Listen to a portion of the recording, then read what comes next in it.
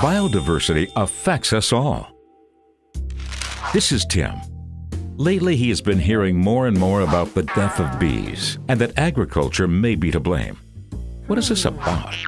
What could be so dangerous for a bee? Tim decides to ask his neighbor John, who is a farmer. John cares not only about his farm and fields, but also about protecting the bees. How does he do it? He knows his beekeeper, and therefore the needs of wild and honeybees. Some say that agriculture with its monocultures and use of pesticides is responsible for bee losses. Yet, John consistently ensures he has a good balance of crops, which are rotated around his fields.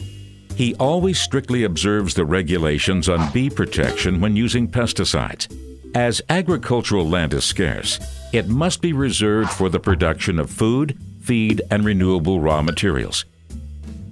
On the other hand, too few nesting habitats and an insufficient food supply make life difficult for wild bees. Although honeybees have a sheltered home, they struggle with dangerous diseases and parasites. Enemy number one of the honeybee is the varroa mite. It carries these diseases that infect the bees and their brood. To make sure the bees stay healthy, John is in regular contact with his local beekeeper.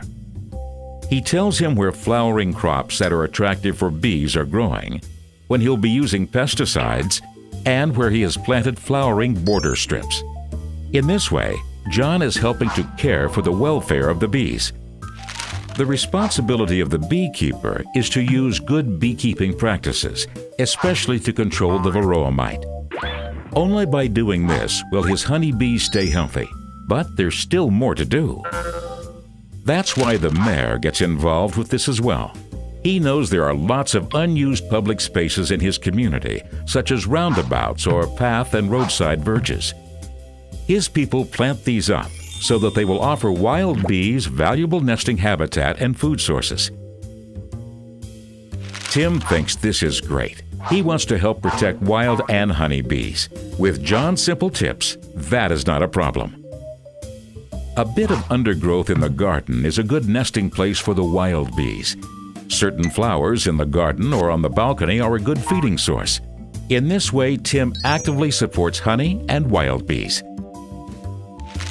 After all, the diversity of species is one of the greatest treasures for all of us.